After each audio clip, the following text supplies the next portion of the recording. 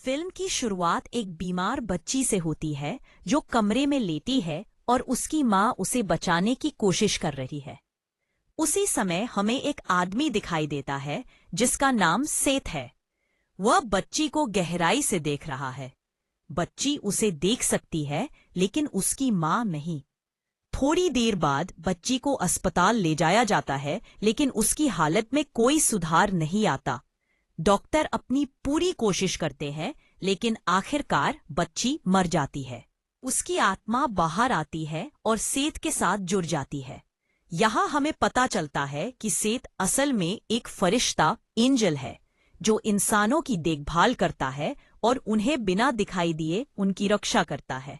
उसका मुख्य काम उन लोगों के सामने प्रकट होना है जो मौत के करीब हो और उनकी आत्मा को अगले संसार की ओर ले जाना हो।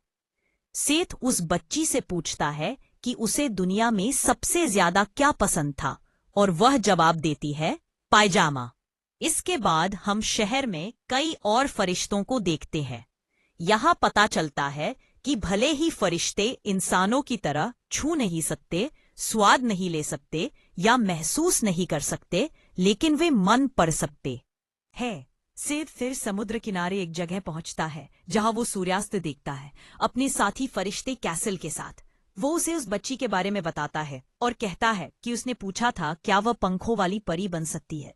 कैसल कहता है यह संभव नहीं, फरिश्ते कभी इंसान नहीं रहे हैं। उसी समय हवा में एक दिव्य संगीत गूंजता है और सूरज ढल जाता है। इसके बाद हमें एक दिल की सर्जन डॉक्टर मैगी दिखाई देती है जो साइकिल से अस्पताल पहुंचती है। वह एक आदमी की सर्जरी शुरू करती है लेकिन सेठ भी उसी कमरे में मौजूद है। इसका मतलब है कि वह व्यक्ति मरने वाला है। जब मरीज की हालत बिगड़ती है मैगी उसे बचाने की पूरी कोशिश करती है लेकिन सेठ कहता है कि वह जरूर मरेगा। अचानक मैगी उसे घूर कर कहती है, नहीं, वह नहीं मरेगा। ये बात सेठ को चौंका देती है क्योंकि इंसान उसे देख ही नहीं सकते, लेकिन मैगी ने उसे देखा। आखिरकार मरीज मर जाता है और मैगी दुखी होकर सीढ़ियों पर बैठ जाती है। सेठ उसके पास बैठता है लेकिन वह उसकी मौजूदगी महसूस नहीं कर पाती। बाद में सेठ कैसल से पूछता है कि क्या कभी कोई इंसान फरिश्ते को देख सकता है। कैसल कहता है, नहीं, सिर्फ वही हमें देखते हैं जिन्हें हम देखने देते हैं। लेकिन सेठ जिद करता है कि मैगी ने सच में उसे देखा। आने वाले दिनों में सेठ चुपके से मैगी को देखने लगता है और ऐसा लगता है कि वह उससे प्यार करने लगा है। वह उसका मन पढ़ता है और महसूस करता है कि मैगी भी उसके बारे में सोचती रहती है।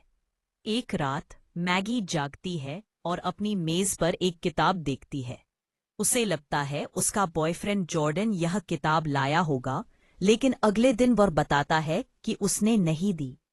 मैगी यह जानने लाइब्रेरी जाती है लेकिन पता नहीं चलता कि किताब किसने भेजी।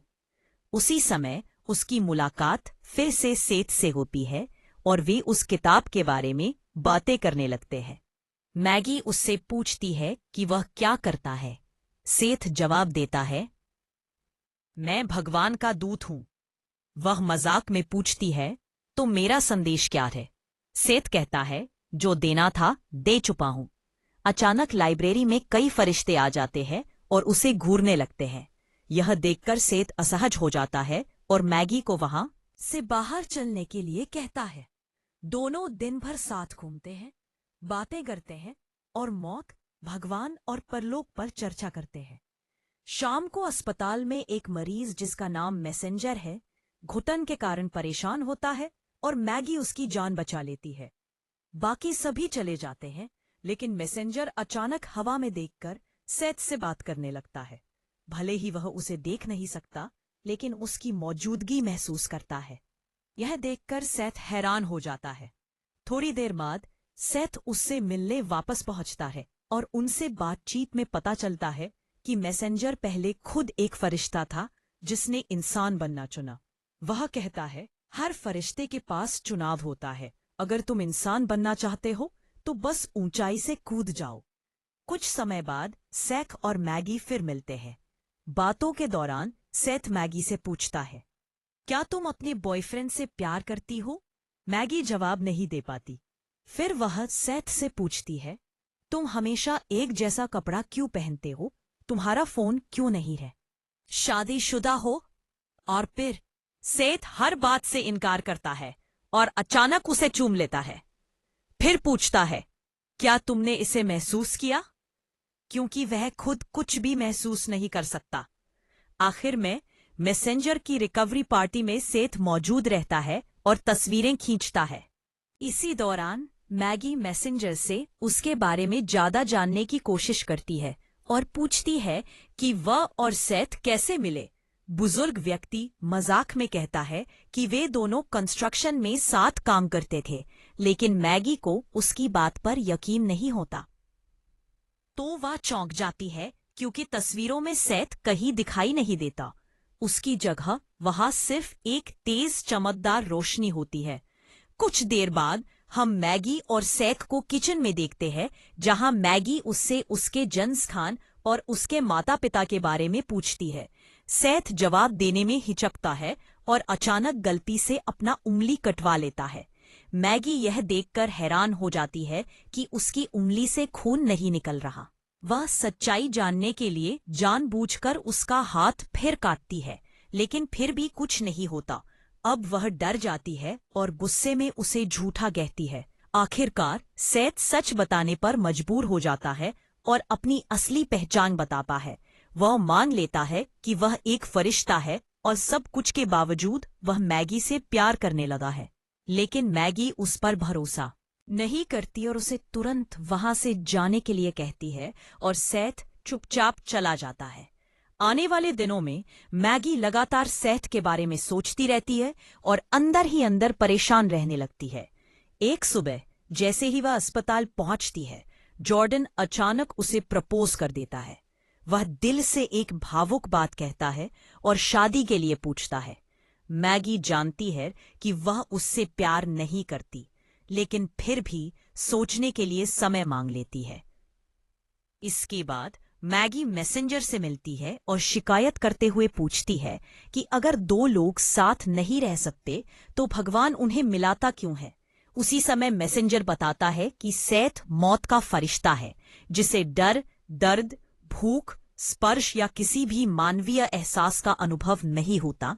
वह अमर है, लेकिन फिर भी वह सब कुछ त्यागने को तैयार है क्योंकि वह मैगी से सच्चा प्यार करता है। ये सुनकर मैगी दंग रह जाती है और पूछती है कि मैसेंजर को ये सब कैसे पता।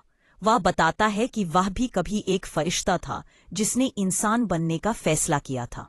इसके बाद मैगी लाइब्रेरी जाती है, जहां कई दिनों बाद उसकी मुलाकात फिर से सेथ से होती है। सेथ उसे देखकर बहुत खुश होता है, लेकिन उसकी खुशी उस वक्त फीकी पड़ जाती है जब मैगी कहती है कि वह उससे विदा लेने आई है।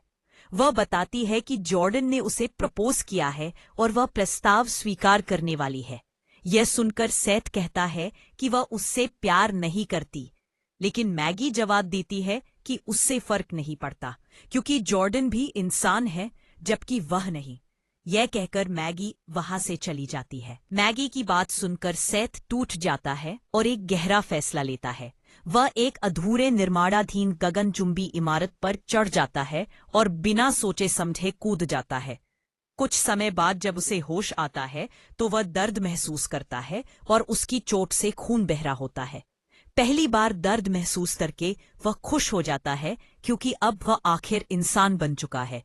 वह तुरंत अस्पताल पहुंचता है, लेकिन बिना अपॉइंटमेंट उसे अंदर जाने नहीं दिया जाता। तभी मैगी की एक दोस्त डॉक्टर उसे पहचान लेती है और बताती है कि मैगी जॉर्डन के साथ लेक ताहो स्थित अपनी झोपड़ी में छुट्टी बिताने गई है। यह सुनकर सेथ थोड़ा निराश होता है, लेकिन फिर भी वहां जाने का फैसला करता है। रास्ते में कुछ गुंडे उसे रोकते हैं और मारते पीटते हैं और उसकी चीजें छीन लेते हैं, यहाँ तक कि उसके जूते भी।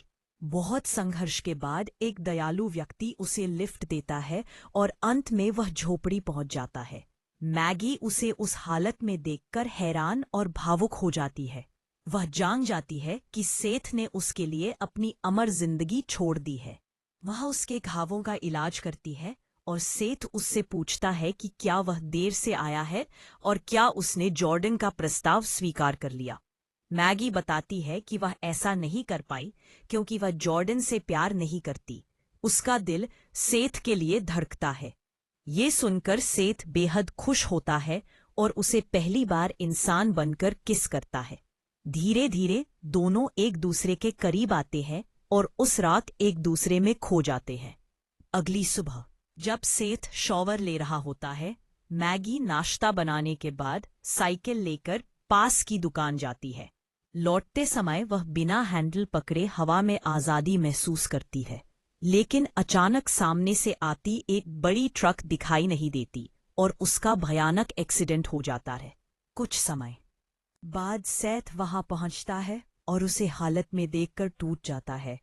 वह अस्पताल बुलाने की कोशिश करता है, लेकिन मैगी उसे रोक देती है। उसे पता है कि उसका अंत आ चुका है। मरते हुए वह आखिरी बार सेथ से कहती है कि वह उससे प्यार करती है और जल्दी छोड़ देने के लिए माफी मांगती है। अब जब वह इंसान बन चुका है, वह फरिश्तों को नहीं देख सकता, लेकिन मैगी देख सकती है। एक फरिश्ता उससे पूछता है, जिंदगी में तुम्हें सबसे ज्यादा क्या पसंद आया? मैगी मुस्कुराकर जवाब देती है, सेथ, और हमेशा के लिए चली जाती है। मृत्यु के बाद सेथ गहरे दुख में डूब जाता है। कुछ समय बाद कैसियल उससे मिलने आता है। सेथ गुस्से और दर्द में पूछता है कि ये सब उसकी गलती थी, क्या ईश्वर ने उसे सजा दी? कैसियल कहता है, नहीं। अंत में वह सेथ से पूछता है कि अगर उसे पहले से पता होता कि अंत इतना दर्दनाक होगा, तो क्या वह इंसान बनना छोड़ देता? सेथ धीमे से मुस्कुराता है और कहता है, मैं उसके बालों की खुशबू लेने, उसे एक बार चूमने और उसका हाथ थामने के उस एक पल को अनंतता के बदले भी नहीं छोड़ता।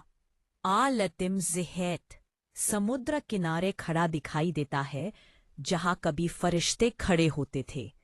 वह पानी में कूद जाता है, पहली बार जीवन का आनंद लेते हुए, और एक दिन वह मैगी से फिर मिलेगा।